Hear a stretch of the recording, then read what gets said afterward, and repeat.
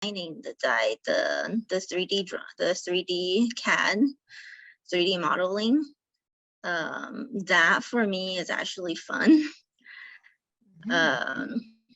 And designing how the die needs to be in order for the project to work. That is actually my favorite part in the RF welding. And also another aspect that's the most fulfilling is to see the product made in the end, when what you designed realized. That's the most enjoyable part for me. Amazing, very good. Thank you for sharing that. Thank you. Your creativity is in play when you do that, right? That's what excites you the most, given your artistic background and stuff. Thank you.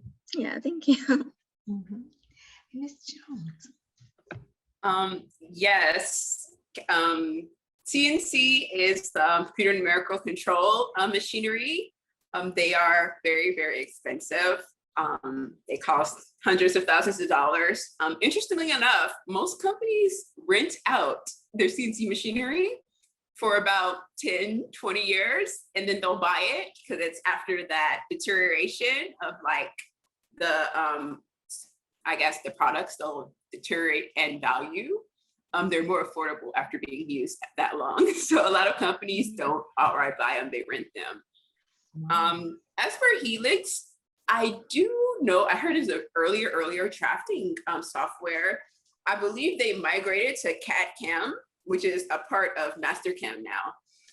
So a lot of people are migrating over to there's a lot of different CAD-CAM programs, but Mastercam has been around maybe since the early 2000s, late 1990s. So they've kind of taken over and slowly integrated everyone inside. And now they actually are partnering with another program called SolidWorks. So they're almost the same software. And if you look at the, I guess the screens, the layouts are so similar because they're meant to be used hand in hand. So a lot of software is migrating together. I know there's a couple of questions. Is it okay if I answer the questions in the chat? One of the hardest times in my STEM journey, I had a very hard time with math. I don't believe math is easy, but I believe if you try it enough, that you'll understand it. Yes, okay, yes, hi, my daughter. If you try enough with math, that you'll get through it. It's a lot of practice. There's very few people that I know that are originally good at math. They're just practicing. I mean, their free time learning the concepts. As for physics, I didn't understand physics until I finished multivariable calculus. I don't know why, but after you do multivariable calculus, physics starts to make sense because you're using so many, a lot of the physics concepts come from multivariable calculus. So once you understand that, you'll have a deep understanding of physics because you'll be like, oh, that's where that comes from. And oh, that's how you do that. I had an aha moment when I finished multivariable calculus. And then I was like, oh, this is how physics works. I feel like they should teach them together, but I know that they don't usually, but once you learn multivariable calculus, physics will make sense to you. And for the last question, reading, I read everything. I read nonfiction, fiction. I like reading about space. That's one of my favorite subjects right now. I read to my daughter a big space book. I also read about science, medicine, the body. Like I say, STEM is everywhere. So as long as you're interested in reading, you can learn about reading. Like I'm reading about the body right now to my daughter and how the body functions. And, then I talk to her like, oh, hey, when I was in college, a team had a 3D bioprinter, and that's related to the body and how the body functions. So you can always relate what you're reading back to STEM. If you're reading about space and, oh, this planet, they don't have any oxygen. well, there's this concept called terraforming where they create an artificial atmosphere, and everything always goes back to how does this work and how they do this. It doesn't matter what you read. Like, say, I read nonfiction a lot. I read fiction or books where I'm like, oh, how would they do that? And then I'm like thinking of a concept of how that would work out. It doesn't matter what you read as long as you read. Reading is very important. I didn't realize until I was older how much reading went back and how much I read when I was younger and how that relates to how I became so inquisitive and how I got into STEM, because I read so much and I thought about this and I had all these ideas and I didn't know, how they work. So I had to go research and Google and how stuff works. And I was just trying to figure out, and that's what got me into STEM actually, that how does this work and what is this? The inquisitiveness from reading. So it doesn't matter. And a lot of fiction and fantasy, they do have problem solving for STEM, and it correlates to how STEM would work. We want to go to Mars, and there's so many books about us going to Mars, and now we're thinking about how can we get to Mars? How does this work? How do we get there? Do you want me to answer this question, or does anybody else want to answer this question that just came up? You can take it, and then and they're also gonna take those as well. I knew STEM was for me when I was in middle school, and my teacher, he asked us what we wanted to be. And we all have the same ideas. Oh, I want to be an architect, or I want to be this, and I want to be that. And he's like, no, these are common ideas. You're not really thinking. There's so many jobs out there. I want you to go research 3 jobs you've never heard about, and research them, come back to me and tell me about these jobs and why you'd be interested in them. So I had to look up jobs I've never heard about. And I actually got into structural engineering because I thought that was so interesting about how does this person keep these buildings from falling over, how does this work? We're in California, we have earthquakes, how does this work? So once I got into structural engineering and how things work, and that's kind of how I started the idea of STEM. Wow. Thank you so much, Joshan. That's a lot of sharing. We really appreciate. I hope that helps the students and everybody listening to it. So I don't know if our speakers have got some questions, some answers as well, some more answers. Okay, I have one more question I would like to ask for all the speakers. I just wanted to say, what advice would you give to a young girl growing up now? What actually drives you? What is driving you right now to persist in STEM? And how are you how did you do it to be so committed until you finished where you are? Especially for the profession where they are. So I don't know if you can answer that question for us.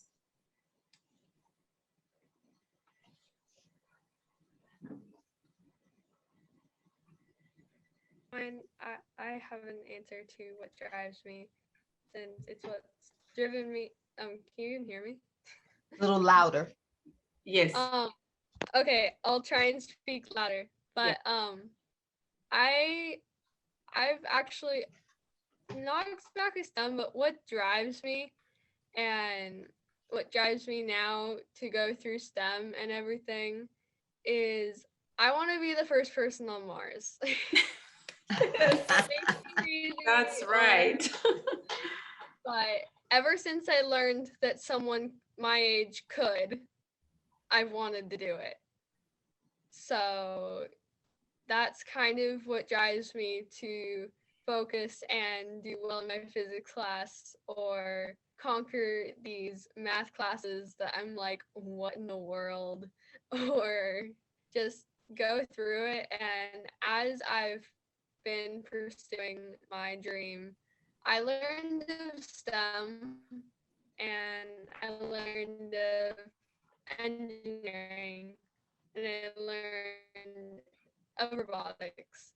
And so now I'm finding, well, I want to be an astronaut, I want to go to Mars. Now here's what I'm going to do on Mars. And yeah, I hope you heard all that. Wow, thank you so much. And Emily, what advice would you give to a young girl growing up wanting to do STEM? What should drive them?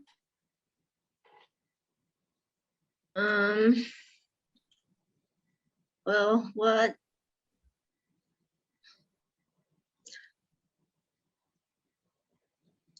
what drove me at the time was just wanting to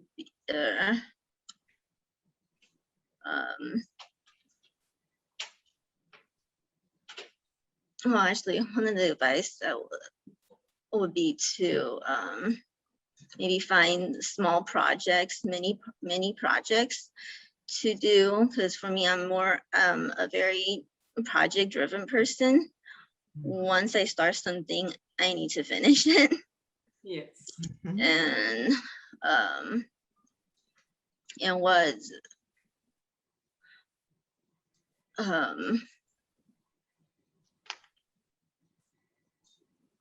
for me, it's about finding something that's fun for you. So if they can explore different mini projects to do as a hobby, I think that should help drive them. Like, okay, no, thank you so much. And for Joshana?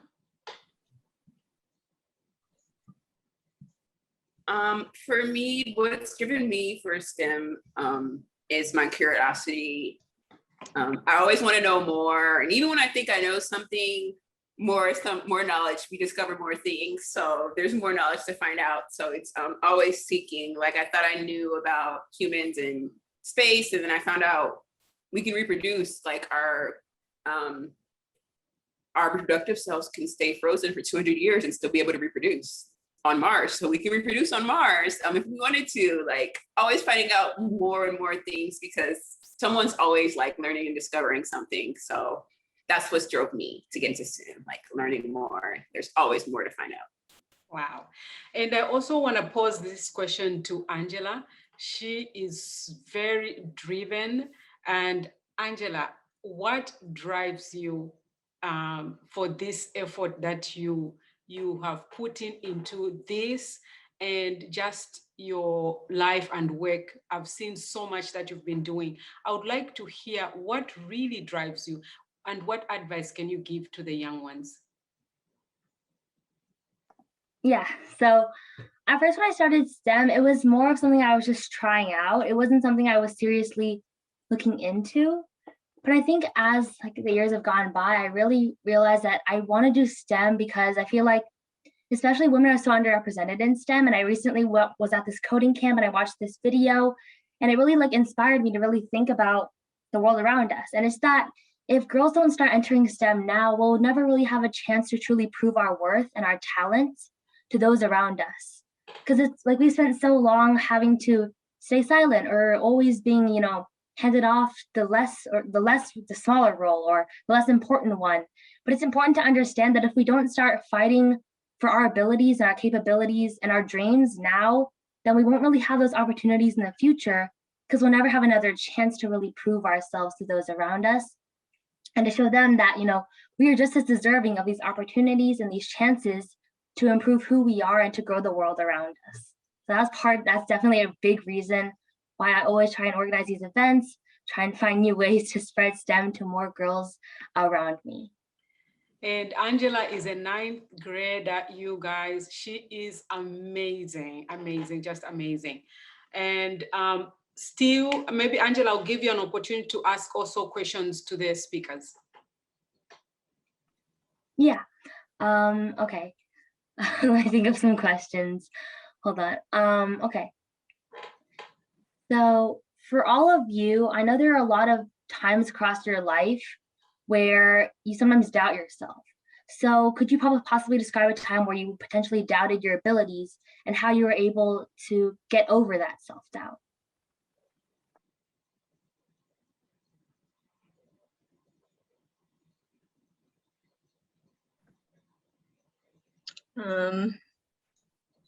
So I did have several times going through university, going through engineering school. There were several times where I doubted myself. Did I made a mistake? Did I was going into engineering the right choice? Because I struggled a lot going through engineering school. Growing up, being scared of math and science, that was something that really needed to be overcome. And so there were lots of moments where I did doubt myself, struggling in like classes and tests, but well, things that I told myself then, which is okay, which I just need to, maybe I'm not learning this right. I need to get helps, getting help from tutors and other students, or going to professors that you did that for questions, and also just the mindset that you starting something that you have to finish, and also just I've gone too far to turn back now. I guess I have doubted myself a whole lot throughout my entire life, but I guess what helps me is, as I said earlier, my role models in stories, past figures, and then I guess I get a lot of my support from others. In fact, I actually doubted that I was even capable enough to give the speech several times. Angela can back me up on it. But Angela said that I was ready and that I had enough experience and that I could do this. And I guess when other people are counting on me to do something, when other people who know me believe that I can do something, then it really helps me, because then I'm like, well, I don't want to prove them wrong. I want to prove that I am. Yeah, I think her internet is a little bit slower. And Alicia, your internet, I think it's I am. dragging a little bit. So I pushed through, and now I'm actually here, and it's amazing to talk with all of you professionals. So yeah. Yeah, I think maybe we are losing her. Maybe we can go to Jeshawn. I don't know if you can take up. When she comes back, she will continue. Okay. I want to circle back to what Emily said and getting support, reaching out. There are times where I didn't think I was going to make it. I didn't think I was going to finish. I was ready to just leave. And I reached out to mentors. My department chair has been very, very supportive throughout college for me, giving me advice with school, with life. As you reach out, there are people who want to support you, who want to help you. There are people who want more women in STEM, and they want to help you. They can get you tutoring if you need tutoring. They can, help you focus on your life if you need help with, work with like life and school, work and life. If you're going to school, you're working, whatever you're doing, they can help you manage your time better. There are people out there who want to help you. So if you want to do what you want to be a part of STEM, just reach out to other people. And I would also like to answer that, yes, there were times personally that I was saying, maybe I made a mistake. And that haunted me a lot. And it's very difficult sometimes as women in STEM, we don't share that. You know, you don't want to tell your friends that you are in that rabbit hole. So we struggle with it just by yourself. And you know, and I'm so glad there were programs like AIMS where I was at CSUN. I would go there and you know, get help, especially I think this class I'm totally failing, or maybe you know, I'm going through a hard time. So I was privileged actually to be part of that program. So yes, there were times that sometimes you doubt yourself, but you know, it's not really that you can't understand the stuff. It's just, I think, that doubt. And it's a very good question that you asked. It's just that doubt that comes and show you like, you know, I don't think you can do this, especially when you see the guys, because they always seem like they're doing well and like they are good. But you know, the fact is we go through the same thing just like them. But the guys, they won't show that, and they won't even talk about it. But for us, it really eats us so much, because we think in the first place, you're not supposed to be in STEM, you know, in the first place, you're not supposed to be there. So that's the struggle we go through. But I wish we could talk more about this. This is really, really a good question that most women struggle with. Thank you, Angela, for that question.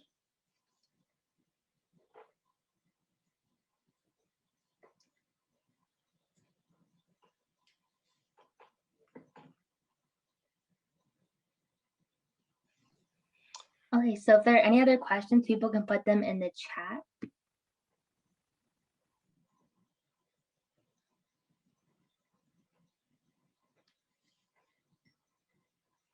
I have a question for, I guess, anyone who wants to speak. How did you explore your, like, how did you explore STEM where you found out you wanted to be a part of STEM that you're in?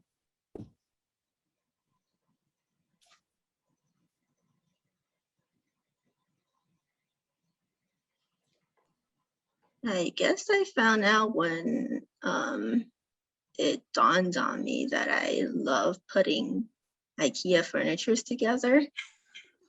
And even my roommate then, when she purchased an IKEA item, I would actually ask her if I can put it together for her. Yeah. Wow, no, that's interesting. For me, I loved math and science, you know. And one day I was talking to my friend because I decided to go back to school and, you know, do my, go back to school and maybe, you know, enhance on my school education.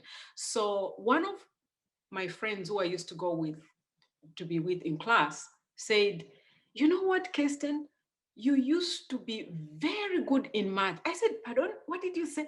She said, you used to be very good in math. Then I'm like, yeah, I think that's true what she's saying. It didn't really click that I really was. And sometimes that's why we need to encourage girls to pursue STEM. They're very smart and very good in this area, but they don't know what they can take that with. So guess what? When I was in the United States, I went and did some prerequisite at Glendale Community College. And when I did the prerequisite for math, I passed to go into pre-calculus right away. So I was like, wait a minute. So I know this thing. That just like validated that, wow, you know, I can navigate STEM. So that was how I explored my STEM career. That's how I thought about exploring it more. Besides having, you know, interest in it, I said, okay. Oh, so sometimes we just need like a light bulb. You know, we are good. We know we are good in science in some of these classes. Sometimes maybe just someone hinting you, like Emily is saying, like someone tells you, like, you are good at this. Then you're like, what? So I think, you know, that's really true. Yeah. Oh, Oh, go ahead. I could go. Going off of what Kristen said, I feel like that really is true. The STEM journey is like just a string of light bulb moments, like moments when you just realize how cool it is to be in STEM or how amazing it is with what you can do. Like for me, it started in 6th grade. I was in a robotics team. And at first I really joined it just because my mom forced me to, and I really didn't see any purpose in it. And I was just there. But then I started looking at the robots because before, up until then, I thought robots was something that only like 3 people in the world knew how to operate. And it was like some exclusive secret. You couldn't do it unless you had like 10 degrees or something. But when I saw like the first robot run, I was just so impressed. It was like such simple code. It was just a simple, little robot, but it could do so much. And it really opened my eyes. And it was one of my first light bulb moments. And I feel like that really just set off a bunch of more moments where I realized that, STEM may seem hard to people who are starting out, but once you begin, like it becomes like an endless journey of you continuously growing as a person, but also just learning so much in the process. And I feel like that's what really makes STEM special. It's just a field for endless improvement. Like you can always learn something new, no matter what field you're in. That's true. That exactly true what you're saying. Wow. Can I talk Sure. about it and then ask you the question? Because I had a specific idea with the question. I started off with STEM in college as a mechanical engineer. And for me, I didn't fit in with other mechanical engineers. I wasn't enjoying it as much. I was like, I love STEM, but why isn't this working for me? I felt like a circle trying to fit in a triangle spot, like I'm trying to force myself into this area. And, I started looking at other majors, and then I found manufacturing. And then that's when I said, wow, I like this. This goes this, it has a pattern, it goes through, it does this. So sometimes, one part of STEM or engineering or something may not be for you, but you can find something else in STEM. Like I said, STEM is very, very broad. Engineering is very, very broad. And all you have to do is find your niche, and you may never know that you have that niche until you explore other things. So you really have to look into, everything and explore everything, because once you find what you love, like you'll enjoy it and you won't stop. Wow. Yeah, that's true. Young people need to hear that. They really need to hear that. They do. Mrs. Malama? Yes. And Ms. Yang, I'm going to have to leave, given a personal obligation that I have with family, but I wanted to just simply say congratulations to you, Ms. Yang, and all of your presenters this evening. Again, I have learned so much, and I'm walking away with one word that I think is certainly applicable across all of your disciplines, and that's logistics. And so as I share this with my granddaughter, and hopefully it's been recorded and she'll get a chance to see it on tomorrow or next day, since school is now out for her, she too will be able to have the benefit of what these great panelists, you and Ms. Yang, have put together, have shared today. This is a team you all ought to put on the road, and I think you'd make great impressions across our school districts and in our state and around the world, for that matter, with what you're doing. So I'm leaving. Thank you very much. It's nice meeting all of you, and good luck in the future. Dare to dream, follow it, and don't let anything break your stride. Okay? Thank you so much. We really appreciate your presence. Really made a difference. Thank you. Thank you. My pleasure. Thank you for having me. Thank you. Bye-bye. Bye.